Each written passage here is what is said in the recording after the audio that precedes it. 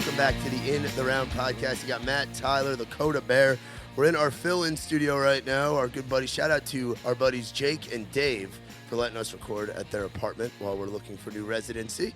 And shout out to this girl right here. She is with us from Canada. She is one of the most badass chicks that we see in town here in Nashville. We love her. We got to see her over the weekend, play Writers Round. It's Miss Royale Lynn. Royale, I got to ask you in Canadian fashion, how are you now?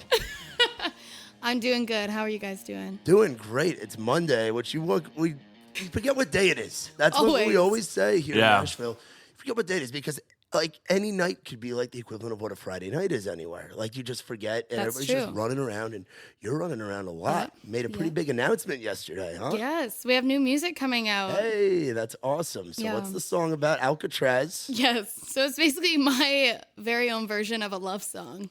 Okay. So as you can tell from the title, it is it's basically about being trapped in a relationship that you know you're never going to get out even if you're not together. So. Awesome. And that drops July 12th? July 12th. Pre-order starts on July 1st, which is Canada Day. Hey! Planned that. Oh, Canada. I'm dead. That's awesome. So being from Canada, how long you been here in Nashville? So I've been coming back and forth. I just calculated it out the other day because someone asked me, but it's almost been 5 years now. Oh, wow. So back and forth. So are you like a once a month person where you're coming down? You're coming down for like a couple months at a time? It was always different. So I started out, I quit my jobs and I ended up buying a car and I was like, well, I'm just going to quit my job and drive to Nashville. And everybody thought I was absolutely nuts. My mom thought I was crazy. So, I started coming down for a few months at a time and you know, with visas and stuff, you can't just move countries. It's very, very illegal. So I had to make sure that I could get a visa and someone to sponsor me to be able to move down permanently. But you're allowed to be here, I think, for 3 to 6 months, depending on, you know, what the border gives you as like a visa. And then I was able to obtain my P2, which is a performer visa. Oh, sweet. Okay. So right now, how long is this stint of being here? So when was the last time you were in Canada? I had to go back for my sister's wedding, so it's only been like a few weeks, but I usually only get to go back on Christmas and maybe one other time unless I'm doing shows. Okay. Yeah, it's super hard to make it home, and it breaks my heart. Well, I mean, Nashville, I feel like we see you out all the time. The first time I met you was actually, we were just talking about Live Oak and being over there, and they do a lot of writers' rounds and whatnot. But when I first moved there in October, Frisky Frogs. I saw you play at Frisky Frogs, and I'm like, who is this girl in the cowboy hat? And damn, she's got a voice. And you were playing with some of our other buddies like Dave and Greg Pratt and Paul Knack and all those guys. Yes. And that it was just so cool to get to meet you and seeing where you are from last fall to where you are right now with putting out music. It's really cool to see. What's that process been of translating from 2018 to 2019? Well, thank you, first of all, because everything you said was just so nice. No, honestly, seriously, we see you hustle. We've seen you play Whiskey Jam. We've seen you like do all that Whiskey Jam stuff. was so much fun. Yeah. That was the first time I had ever played. Yeah. So we had an absolute blast, and it was actually some of like, you know, the best sound that I've had. Like I just felt like the room was there. Like everybody was so energetic, and you know, I got on stage and all I saw were phones. And it's so surreal because it's like people wanted to capture a moment, and to me, I understand, like, people are like, put down your phones and be in the moment, but for that to be the first thing that I come out on Whiskey Jam, we kept getting pushed back, and then all of a sudden we're playing at, you know, 10 o'clock versus the 7:30 slot that we were given or something like that. And to see everybody with their phones out and then to go back later and watch it, I was so happy that I got to witness that, you know, firsthand, because that's the first time that it had really happened. Yeah, and that can be a tough room to win over. That's all people that are doing it themselves, that are doing the singer-songwriter thing, people that are in the industry. That's they know what good music is. Yes. And if it's not good music, they're going to walk outside and screw around and do whatever on the porch or go up on the rooftop now. Yeah. But they stayed and watched your set. Like, that was a amazing. big room for your set. I had so much fun. That's awesome. So now 2019, we're all the way in June now, which is freaking crazy. Almost in July. Almost halfway through the year. Fucking crazy, dude. It's insane. How fast time goes. But 2019, what was kind of your goal coming into this year? So my biggest goal for this year is to open for Cody Johnson, or at least have something lined up for that. Okay. So that is one of my biggest goals. I really, really want to be able to hit a market with my music, and we have kind of the same market. Oh, yeah, absolutely. So that was one we're still trying to get there, but we've had a lot of good, steps towards getting to that goal. And I really wanted to release 3 songs that will be released this year, and we already have the 4th ready for January too. Ooh. So we're really working away at getting an EP where people will be, excited to listen to it, and it hits all sorts of Western marketing along the way. Yeah. So Alcatraz is slower, but I can promise you the next one that's coming out is going to be, one of my favorite songs I've ever written. So I'm super excited about this process. That's awesome.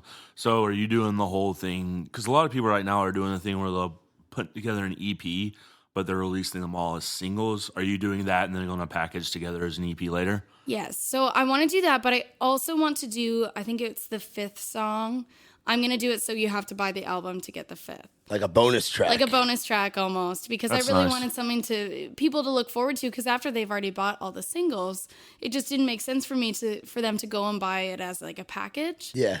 And I do want to sell CDs. I get asked at every show that's even at home, they're like, where can we get your music? And it's such a digital market now that we don't need to, so to speak, make CDs and sell them, because they just don't sell.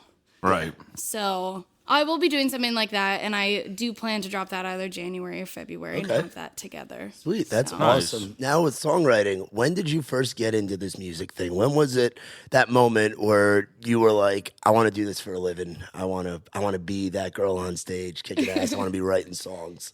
Well, I have been performing and taking singing lessons and guitar since I was probably 10 years old. Okay. So I remember writing my first few songs being that age, when I literally knew 3 chords and none of the truth was when I was writing my first songs. Yeah. And they were terrible, and I never wanted to show anyone. I'd show my mom. She'd be like, oh, cool, that's great. Like, supportive, but like, all right, well, let's get a college degree, And when I got older, I'm like 10 years old writing these songs that are not good that I look back now. But she saved all of them in a box, and I found them a few years ago, and I was like, these are terrible. I'm like, looking at the writing. I'm like, why would you keep these? And she was like, well, I had to. Like, I feel like that's such a piece of you. Even if you think they were terrible, you were 10 years old writing these songs about stuff that, we had no idea you knew anything about. Yeah. So I really started young, and then when I was 15, I won a contest to be the Canadian Hannah Montana. So I got to hit... No shit. Yeah, I got to hit like huge stages along the way, and stages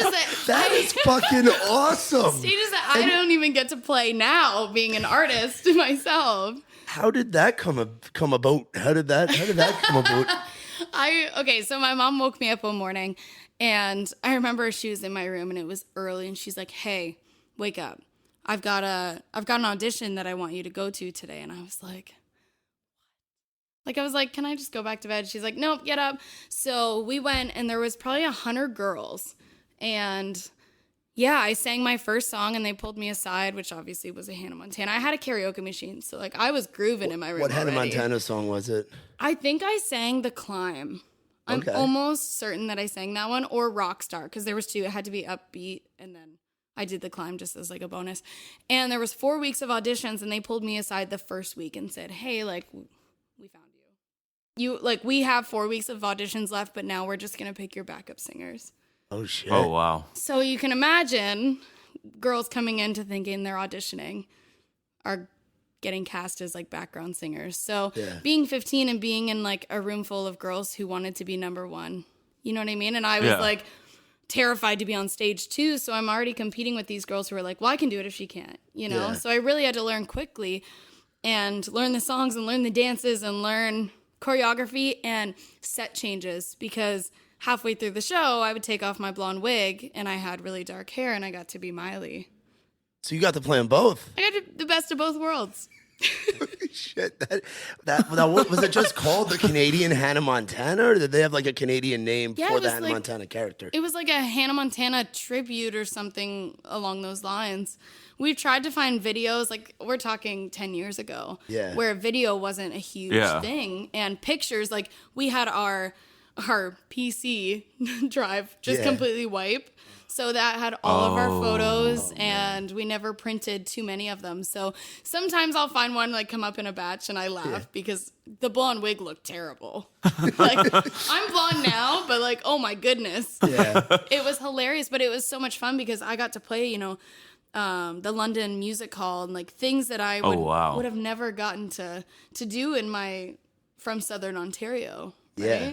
So we did shows every single weekend, and it went on to more, and I was still taking voice lessons. Like, I'm classically trained in voice, stuff like that. So it helps. Now, classically trained in voice, what does that mean? So there's a Royal Conservatory of the Arts, and that's where I started when I was, around 10, and every 6 months you were able to do one of your grades. And it's hard. It was harder than any high school exam that I had ever done, and it was so hard. I talk to my vocal coach now because I'm like, it was terrible. She's like, I know, trust me. Like, I did it too. And it was like, it's hard. Yeah. You had to learn like 10 songs and have everything had to be perfect. So you're being graded. So, wow. Yeah. Doing music for a grade is probably one of the most stressful things, especially whenever the grade's left to it's not like a set in stone thing. Like, I did guitar for a little bit in college, and even then, like, you could play something exactly how it is on paper, but like a professor might be like, there wasn't feeling in it like I wanted it to be. So damn, it can be so subjective. Yeah, like, it's very subjective, and it's up to like the professor. I couldn't do that. Hard. And like there was times where like people just weren't liked by the professors, and the professors would like take it out on them times. That's and like I saw that, and music's like one of those things for college that it's rough. Mm-hmm. Yeah, I love my vocal coach now here in Nashville. Like, she's phenomenal. Like, works with people like Maren Morris and, crazy people like Brothers Osborne. That's why I kind of went to her. And Greg Pratt actually recommended her. She's amazing. Shit. Awesome. So she really like helped me, because when you're that young, you don't know your sound and you don't know where you're going. And now I know exactly how I want to sound. And I know, like, for most of my songs before I go in the studio, I see her 3 times that week, just being like, how do I sing this word, or am I breathing in the right spot? And like, I don't think a lot of people realize how much goes into a song when you're recording it. Live is completely different than in the studio. Yeah. Oh, I'm sure, absolutely. Now, coming down to Nashville, what were your initial thoughts of this crazy town that we now call home? I loved it. From the second that I saw the Batman building, I was in.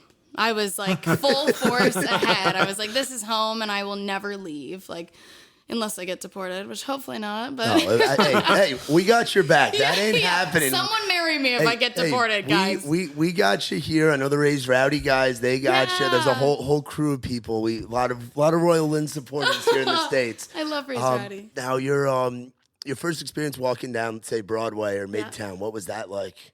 Honestly, seeing the massive amounts of people is overwhelming. And I remember where were we? The first night we got here, they dropped us off and we had no idea which way to go. Like, we were ass backwards. So you're from like a small, like more of a rural, like country area. Yeah. I'm guessing. Yeah. I went to school in Ottawa. So I saw a big city, but the mass amount of people that come down here, like tourist wise, I was like, and the party that comes with it, just the crazy shit that you see on Broadway. I know, it's like crazy. over the weekend, we had Brandon out with us, one of my roommates. Here. He had a girl with him, and he just got back from being deployed at Guantanamo Bay in the Army, and his friend that he had with him had never been to Nashville, and we were out there for maybe 2 hours when I bumped into him. We saw 3 people get arrested. We went in. They both got hammered. And we went to like 4 bars, and I took them to the Sun Diner to eat. So they got all that experience. They got to see all the crazy shit in the span of like 2 hours. Like, you spend 2 hours on Broadway, you're just gonna see like crazy shenanigans. Yeah. When was it? Saturday night. I got off of work at like 10 and had to get an Uber, and it took 40 minutes for the Uber to get from like Demumbrian and 5th down the 3rd and Broad. 40 minutes for my Uber to get there. Yeah, that's crazy. Goodness. Yeah, I always meet them at like Korean vets. Yeah, that's a anywhere good idea. like the big diner with the yeah. That's where I meet them because it's insane. I was down there partying on Saturday. Yeah, I know exactly how you feel. And then a lot of things that people don't, or a big thing that people don't really get unless they're coming down here a lot. Broadway and Midtown, two very different places. People Yes. ask me, where do we go to get somewhere quieter? And I send them Midtown. What was your first experience like going to like Winners, Losers, Doghouse, those bars? I loved it. So the first one that I think Baker Grissom and I used to run around together a lot. Like he was like my first friend in town, and we used to always go to Red Door. Yeah. Yeah. We've Red had some Door is times. my favorite. Yeah. Like getting people to look in the hole in the middle of the Yes. floor. I still haven't done that. That is my favorite thing to make people do. I forget who got me. It might have been Dave or Jake or was you? Yeah, he was like, "Hey, dude, there's dead bodies." And I'm like, "What the hell are you talking about?" He's like, "Dude, look in the hole. Look at the hole right there." And I'm like, "What the fuck are you talking about?" And then I go to look, and I'm like, "Oh shit, there's this." I'm like, well, you got to go see it for yourself. I ain't gonna spoil the surprise. I still haven't seen it, so You have to look. It's like a rite of passage. yeah. I mean, here. I haven't spent a ton of time at Red Door. Usually, when I'm at Red Door, like I've passed gone and need to go Yeah. home. Their Italian subs are the best, and their potato salad is out of this world. I got to try the Italian subs. Being from New York, I'm from the land of Italian subs. They have Yes. food. I got to try that. At Red They Door. do have food. We Yeah, used to we're always in there at like 2 a.m. Yeah, They're yeah. still serving. Oh, really? Yeah, because that's why we would go. We would write or go see a show, and then It's a game changer. Now Sorry, we know. Cookout, but Yeah. this is a game changer. 'Cause I mean, there's Cookout's always in- daddy dogs now. and there's Daddy's dogs. I and have Cookout. never had a daddy dog. Really? Yeah, no, I'm not in. Yeah, No not hot into dog it. There's also Two Boots right there. Two Boots is my place. All the food in Midtown's pretty And good. Yeah. Distillery. I had Yeah. that for the first time. Slider last House. week. I miss Soulshine Pizza Factory. Oh, I never went. That was like one of the terrible tragedies of Nashville whenever they got shut down. They got shut down because like a bunch of people moved in the high rises from like New York and all. And Hey, no, I saw this you. is true. I saw you point at me. Yeah, I You did. watch it there, Alabama. But a bunch of like New Yorkers moved in and stuff and was complaining because they had music on the rooftop. They were complaining about noise. Oh, that's terrible. And so the city like told them like, all right, put like a roof on it and we'll let you go. So they ended up putting a roof on it, tried to open back up with it, and they still got complaints. And so basically they had to shut down because they couldn't keep business in there. But that place, like on a Friday and Saturday night, like it was always blues music. And so like it was really great musicians, really great time. It was really great pizza too. But like having to put a roof on the outside on that rooftop like killed the vibe. There's still one down in Franklin, but the one in Midtown was my favorite place. That's too bad because Whiskey Jam has an outdoor concert. Yeah. I mean, I Yeah. guess it's only 3 days a year, right? yeah. But still. Yeah, I mean, like this was like I think they had music 4 or 5 nights a week. Like they had it I get 7 days, that. but they had it on the patio outside like 4 or 5 that's nights too a week. bad. Yeah, Because it is Music City, and that's what's so cool. But I had some buddies in town from New York over the weekend, and they were just like, they were blown away that when you walk down Broadway and you just hear music constantly, and you're one of those people that is doing that circuit from time to time and whatnot. What's that like for you? Because you got your solo thing going on, like you got. There's Royale Lynn music out there. There's more music coming, but you're playing these shows on Broadway, doing the cover circuit. How hard is it to flip that switch? So I actually try to make sure that I'm keeping a business mind about it because it is my full-time job. Yeah. So I've really cut down my hours now, but at a point I was playing 6 days a week, and I make sure that I have cards and I have my koozies and I have stuff to sell that's like my merch. I make sure they know my name, where I'm from, my story at every single one of these shows because I can stay in one place and hit people from all over America or Canada. all over or the world, yeah. Yeah. yeah. So it's such a business side to myself, just being like, hey, you are here to build a following and you get paid to build a following. And it's kind of, people don't take it as seriously as that. And I make sure my shows are top notch. And I have duo partners that I literally like outshine me because I just want people to have such a good show. And I make sure like me and Hunter Girl, we play together a lot and we're best friends and we write together and we do everything together. She'll love that I just said that. And we make sure our harmonies are on point because people will come back to our show and they see 2 girls powerhousing down there because it's not very common. I know at Whiskey Row you guys have the trio. We have Dazzy that Dazzy. comes They in. are badass. And they light There's it up. there's another band that played Tiger Lily. And they're really good too. They played Monday night a few weeks ago, and they were killer. Girl power, man. Like people love it. Yeah, I was just gonna ask you about that. Like, obviously, there's there was that Tomato Gate shit that happened years ago, and I was working radio back then with when there was the PD that had said that and whatnot. But it seems like recently there is a real girl power movement, and not just like say like a candy bubble like country like pop country. Yeah. There's like just badass girls like yourself, Lainey Wilson, Meg Patrick, Farron Yes. Rachels, Hannah Dasher, Casey Tyndall, Yes. that are doing just badass things and doing it your way. What's it like to be a part of a movement like that? I feel like all these girls who are amazing, each one of them I could go on and on about because I love each style that they all have, but we're not all doing the same thing. Yeah. And we're all constantly trying to think outside the box and pushing as far as, I do Western country music, so I'm trying to really see how far I can stretch that box before, before people are like, okay, that's too... You're walking a fine line there. Yeah. But I think that we've had so much going on in like Texas music and, Nashville music based that like Texas is my next big thing to go down there and try and win everyone over. Because I do really think that I'm from Canada, so I'm like, hey, invite this Canadian girl to sing. I have a huge following in Texas already. Yeah, I'm sure. Yeah, they see the cowboy hat, they see the boots, and they see, authenticity. They also hear the lyrics and what you're writing, like No Saddle. Yes. That song that you put out. That song did so well. It did really well, and it's about some real shit. That's Yeah. people in Texas, people that are big into the red dirt scene. It crosses over somewhat into what's called Americana now, but has more of those traditional country style values and mixes it in. They care a lot about lyrics and about realness and authenticity. Yes. And you're showing that. And the fact that you said the Kojo thing, that was really cool. What other red dirt artists are you really into? I really like Randall King. Okay. He's awesome too. I got to see them, Cody and Randall, at the Ryman.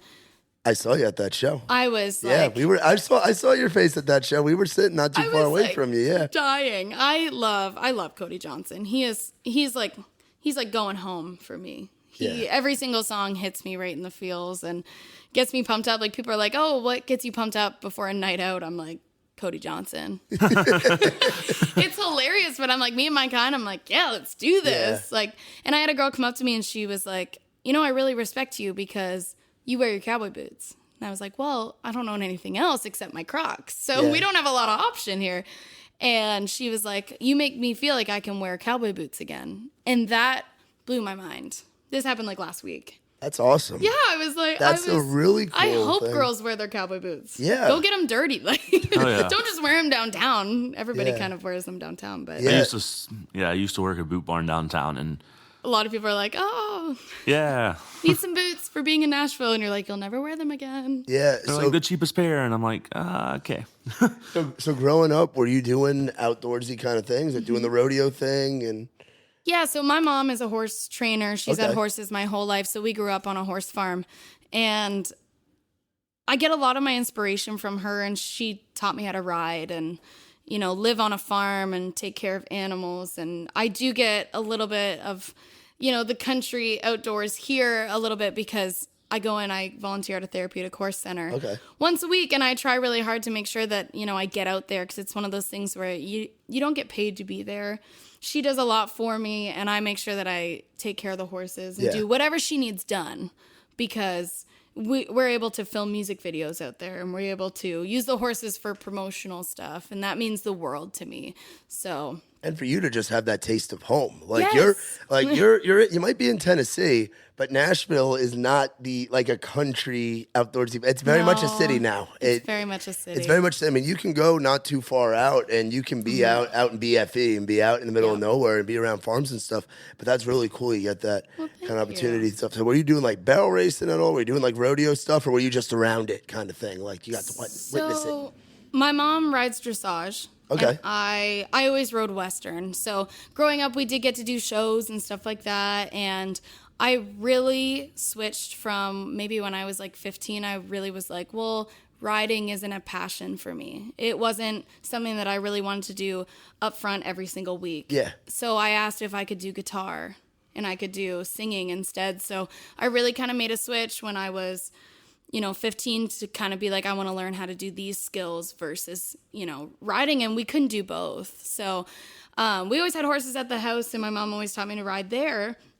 But on top of that, I was really working towards a career. So to go back to it when I was about 20 and be able to actually like enroll in like a rodeo with my girlfriends, that was so much fun. And we got to do that in BC. And it was more fun than I've had in a long time. We used to just pack our backpacks full of booze and basically just booze. Yeah. And we would go and we'd ride in the mountains in BC and we would just go out all day. And my mom would be like, "Are you alive?" And I'm like, "I don't have cell service." So, and it was so much fun. And coming back to it then, it really helped develop, these songs that are written about such specific things. And I wish I could have rodeoed from when I was a kid to now, but I really had to choose. We didn't have enough to do both. So now is that something that makes you feel like that song Dear Rodeo that Kojo puts out? Is that a song that gives you the feels, hits you in the heart and soul? Yeah, so that song, I remember I heard that he did a private show at Acme, and it was all acoustic, and it had some of his songwriters who have been with him since the first albums. And he sang Dear Rodeo, and I have it. I videotaped the whole thing. And that was when I was hooked. I was completely head over heels for this sort of country music. Yeah. And it does break your heart because sometimes you have to give up a dream to live another dream. Yeah. And, that's where a lot of, that's where Wyoming came from. Yeah. Was giving up someone who had a dream to be able to do your dream, too. So, I mean, that song is coming. So. Yeah, we can talk about that one in a little bit. Now, speaking about songwriting, they say that people have like crews or like their circles that they could tend to write with. Yeah. And because you want to write with somebody or write with a group of people that you gel with. It can be risky just to go into a room with people that like, say, a publisher or somebody's trying to set you up with. For you, who are some of those people, if you don't mind sharing? I really like to write with, like I said, Hunter Girl is one of my number ones. I'll always call her if I've got a really good idea. I'm like, "Girlfriend, you got to hear this." And we always just drive, and she's like, "Already got a melody." I'm like, "Cool, we got to write this." Yeah, like, we'll literally just talk about it in person and be like, this is where we want this to go. So I do write with, some different people, like Davis Corley was on Alcatraz that is being released. And I really try and make sure that my circles aren't closed. So I always write with new people, and I make that a point because you're only going to be as good as, I don't want to be the smartest person in the room. I actually want to be the person who's the lessest because I want to learn at every single write.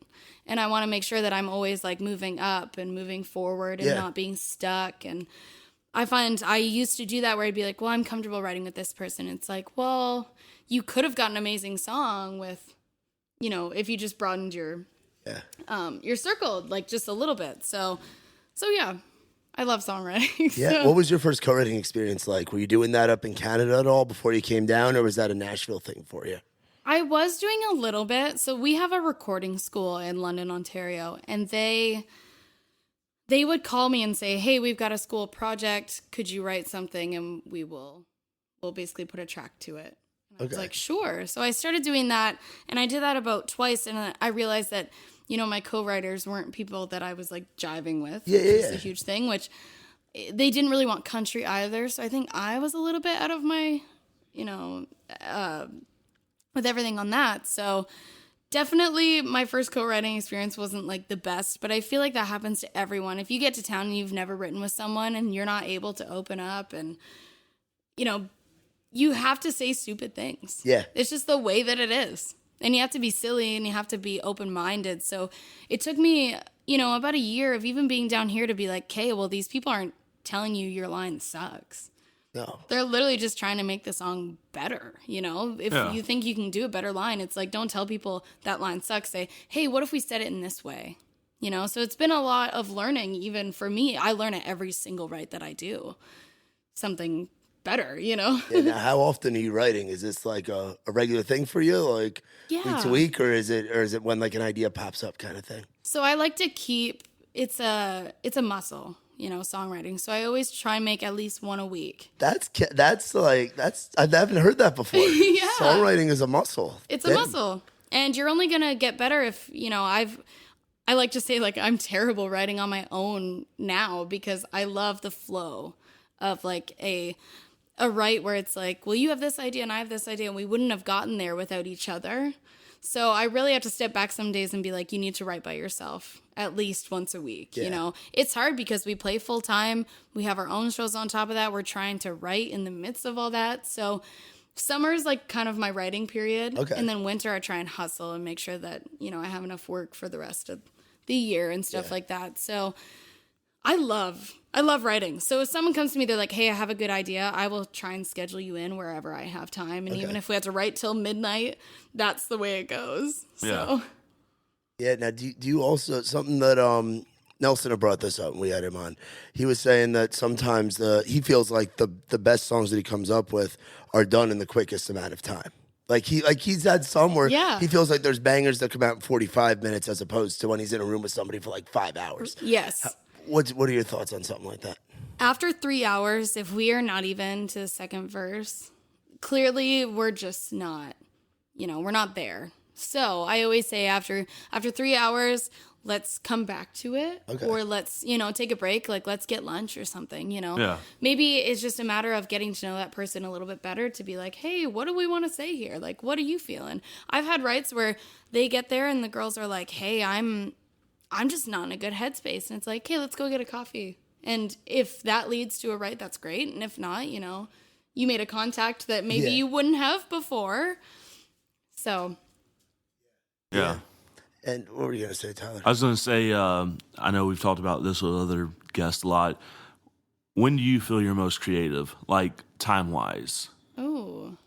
Because I know, like, for me, like, when I write, like, especially if I'm by myself, like, that, like, midnight to, like, 3 a.m. slot is, like, my, like, most creative, Your like... golden hour. Yeah, that's whenever, like, all, like, my good stuff that I've, like, really enjoyed has come out, really.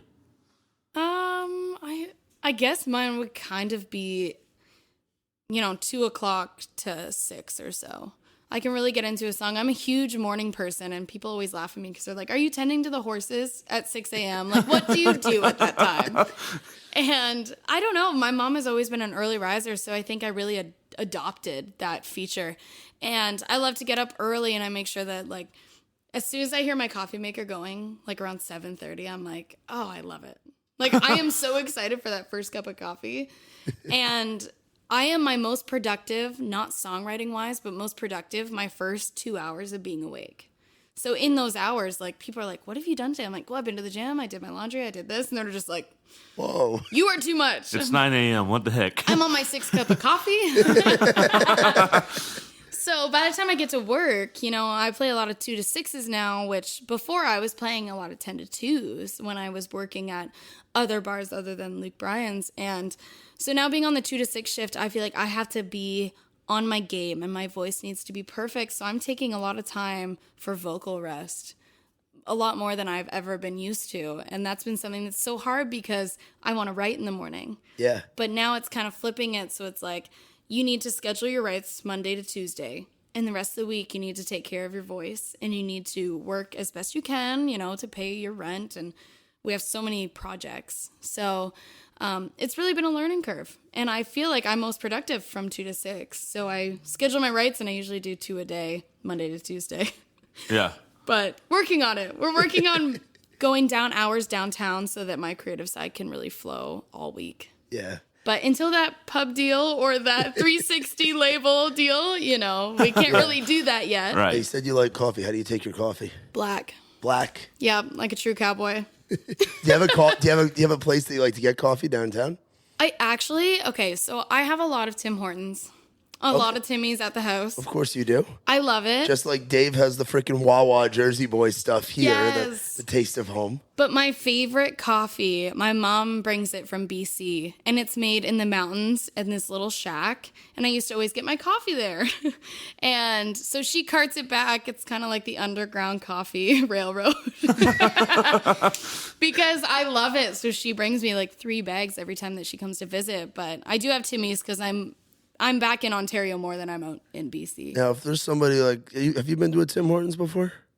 I hope you have, because you would love it if you have. You would remember if you have. Aren't they starting to have those down here a little bit now? They're moving farther down, but they're not here. They're still not like here I've yet. had them up in Maine and New Hampshire. Yes. like right along I the had Canadian. it whenever I was in Connecticut. I think they had one like I was up in Maine one time. Yeah. How would you describe Tim Hortons to somebody like Dakota over there, a unicorn, or you're in Nashville? Horns up for the unicorns. This is Dakota over there. How would you describe a Tim Hortons? Because they don't have anything that's kind of like that here. They don't. And I've tried everything that people have said, like, hey, this is similar. I try it and I'm like, no. Like Twice Daily is not Tim Hortons. No. Oh my God, no. The White Those Buffalo freaking is thing. not good. No, it's not. No. I have gotten coffee there because I've been. Have you ever done like Quick Trip? No. Quick Trip. I don't even like Dunkin' Donuts. I The don't coffee really is- You never remember- drink Dunkin'? No, it's terrible. So I don't really remember Tim Hortons that man. much, but like Quick Trip to me has the best coffee in the South. Interesting. They're mostly like Atlanta, like Georgia, like that area kind Yeah. of thing. South Carolina, like that part of the I country. get that. But yeah, I feel like Timmy's is its own world. I love that you Oh, call yeah. it Timmy's, by the way. I That is know, the it most. that's what we call Canadian- it. Timmy's. Timmy's. I feel like the Tim Horton, Buc-ee's, Wawa, like those three are kind of like Sheetz is up there, too. Sheetz is up there too. That's kind of like the Whataburger, In-N-Out, Five Guys battle. Hey, like we- they're I all love good. that comparison. That's hilarious. Yeah, because we love them, and Tim Hortons is mostly 24 hours, right? There's Yeah, 24 hour all of Timmy's. them are pretty much Yeah. now. So you can, so like, But they you're- have like donuts. you and know, they you have know how popular Timmy's would be. Timbits. I Timbits. miss Timbits. Oh my God. Timbits are like donut holes. That's what you guys call them. Oh, okay. But they're good.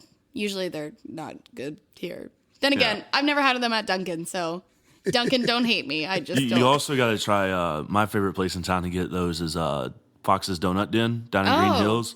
If you can get like the blueberry donut holes fresh off, Are they those good?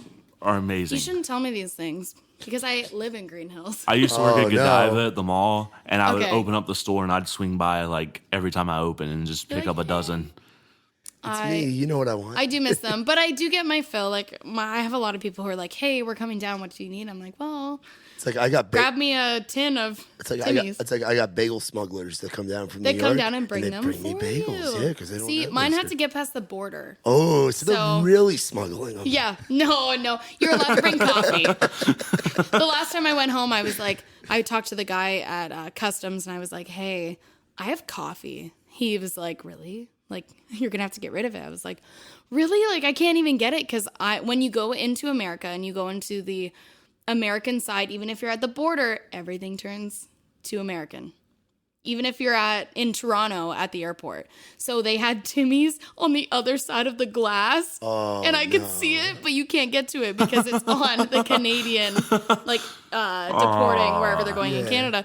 And he was like, "I'm just kidding with you. Coffee's fine." Timmy, take all the Timmys you want. Yeah, and even at the border, they always ask me, they're like, "Should I know who you are?" And I'm like, it breaks my heart to be like, no, you shouldn't. It's okay. But here's my card.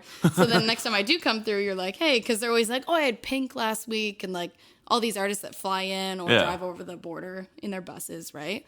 So it's been great. Do you miss Canada a ton? I miss certain things. I miss like the kind of chips that I love. And I miss certain things. They're starting to bring those down here. Like the all dressed? Yeah, Or Lay's the has dill them. pickle? Lay's has them now. Dill pickle chips. Yes. Yeah. I'll bring some for you guys because you would love them. Dill pickle chips. We I've have had the dill all dressed. seasoning They're not for bad. popcorn. Like, Yeah. y'all are missing out. That's all I have to say. But I do miss it. Letterkenny makes this reference so many times. Have Oh you my missed God. it? Letterkenny and Trailer Park Boys. How accurate are they?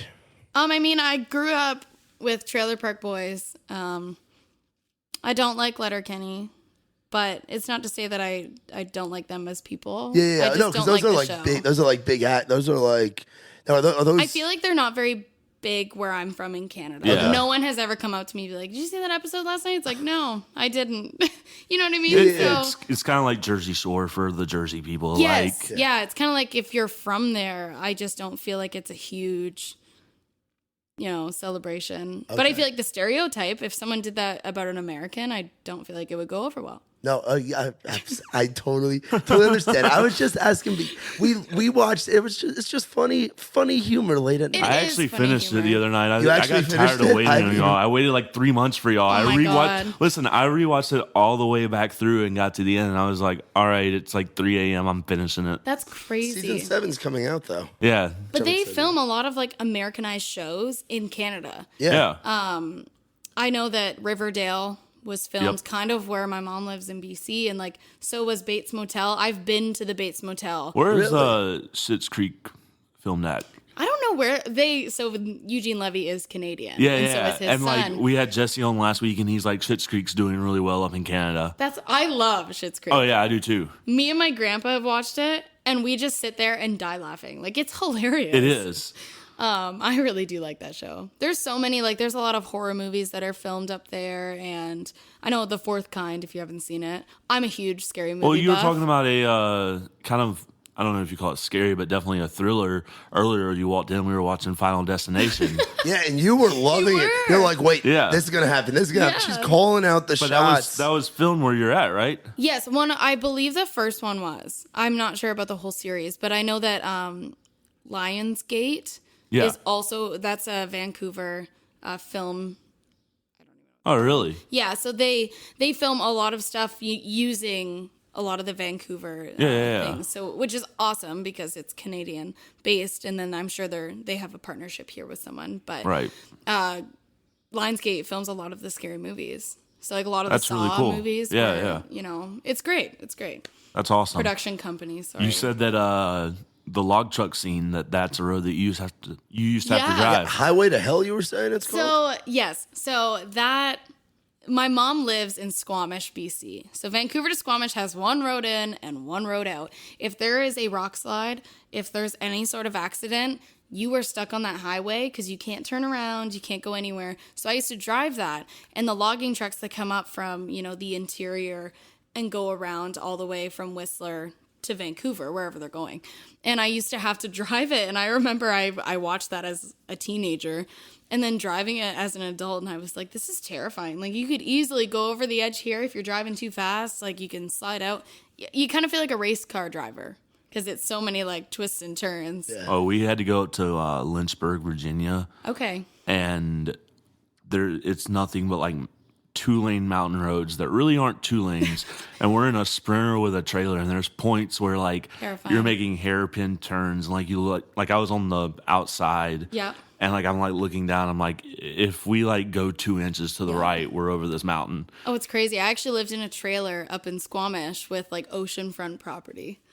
Okay, that's oceanfront awesome. property. Oceanfront That's property. awesome. Yeah, it's just like the George Strait song. Only there actually was. But that's actually where Alcatraz stemmed from, was from, that living arrangement with my ex who still lives there. And my trailer is somewhere up in that mountain. I just don't know where. So you talked about George Strait, and you talked about Kojo.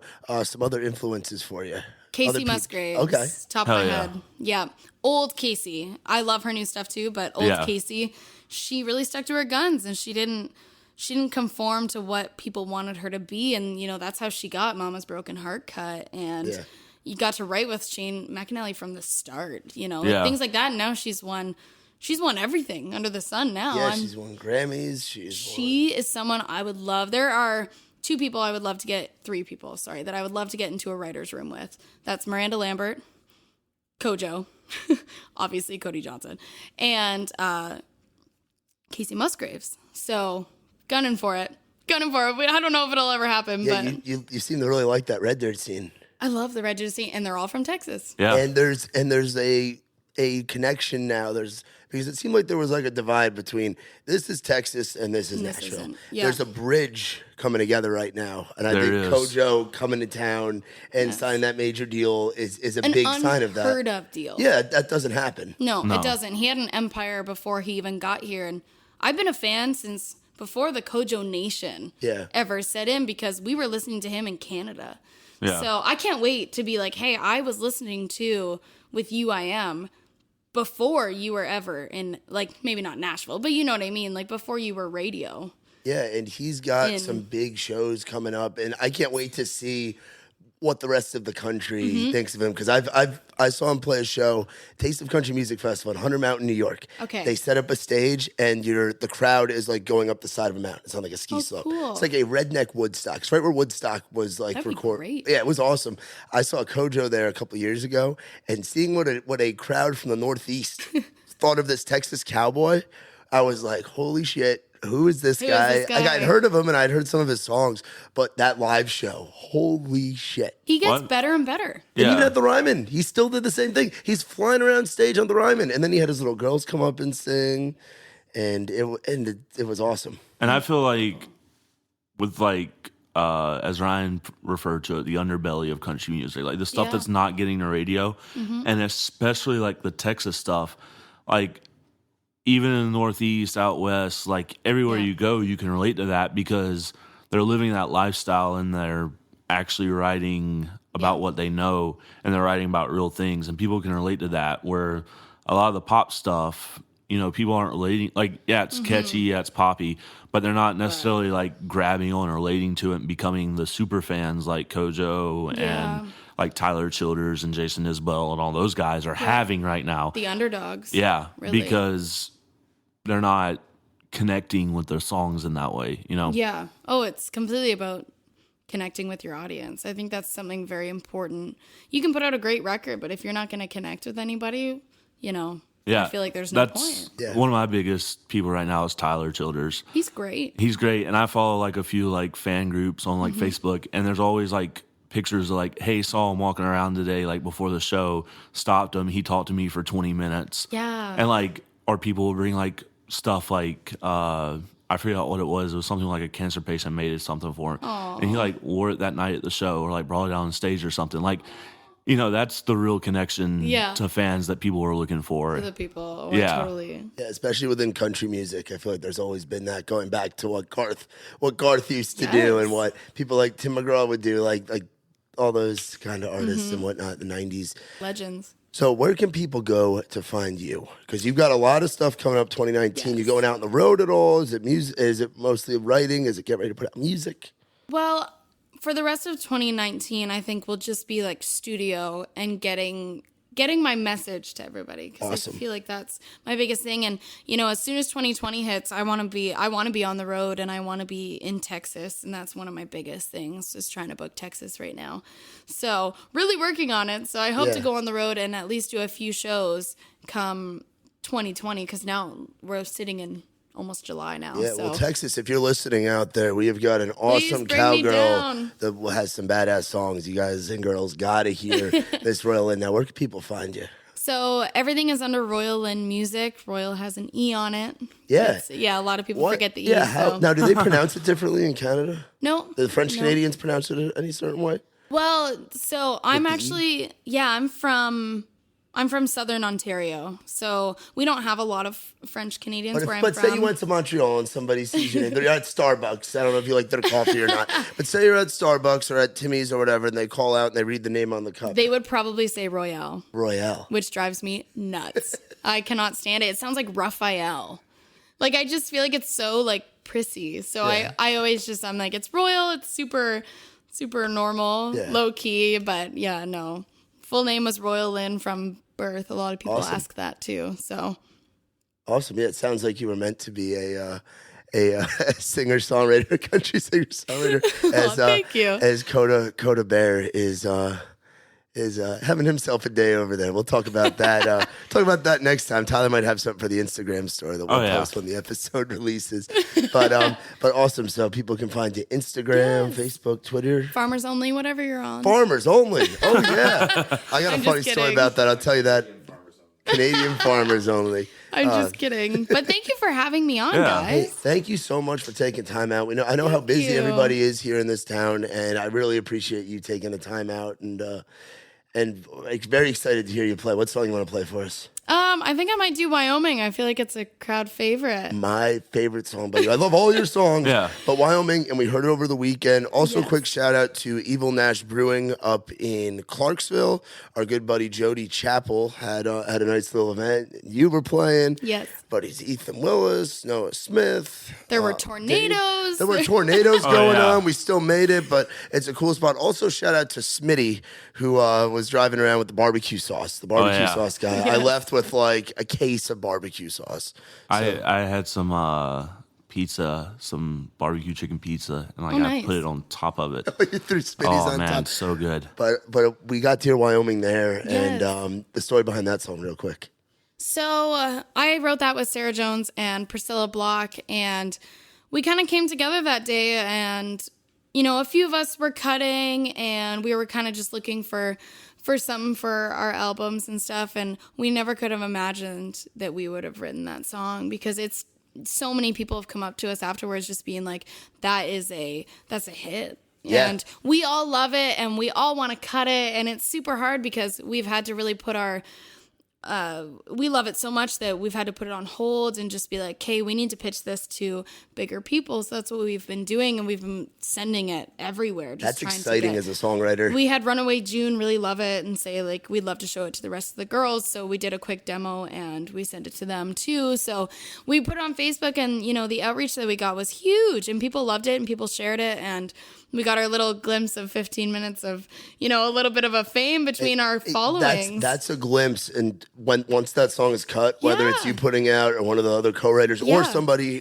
that's up at the higher level right now. We are really Hey, hoping. people are gonna love that song, and I Yeah. can't wait for you to play it right now. Yeah, thank Excited. you. Yeah, let's Awesome, do guys. it. Well, Royal, thank you so much for hanging out with us. While she grabs that guitar, a little housekeeping. You remember you can follow us on In the Round Podcast. This is episode 17. Yeah. Yeah, we can count that high, right, Tyler?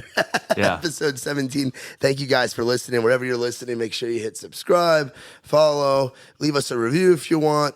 You can follow me at Matt Brill at Just a Wandering, not a Wondering. Say it how you say it. Wandering. Sounds like he's saying wondering like he's thinking, but it's really wandering like he's lost in the woods. So make sure you guys follow wish I along with was lost Tyler in the as well. woods. He's going to be out on the road doing some cool things. And big shout out to the Coda Bear. Hanging in there, taking cool photos and videos and whatnot. Now, without further ado, here's Miss Royale Lynn with Wyoming. Y'all have been listening to the In the Round podcast. I saw that you were calling. I saw the stars in his eyes. Some are born to be the right away kind. You got him to pack his bags, leave everything behind. Props to you, it's hard to do. Can't say I didn't try. And why did you have to take his breath away? I bet all I have to my name, that without you he would have stayed. And why do you have to look the way you do? Like a picture perfect postcard sent with a mountain sunset view. Why not me? Why could I not be Wyoming?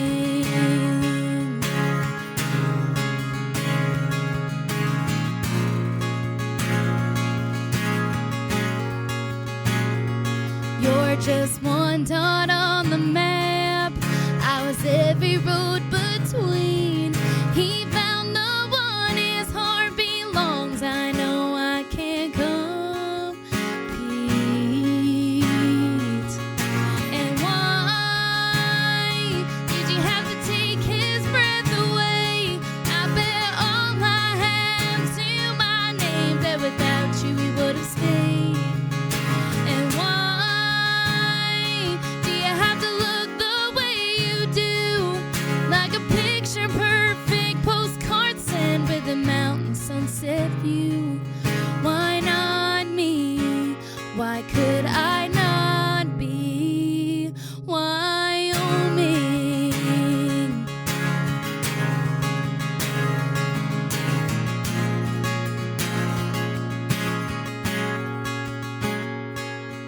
And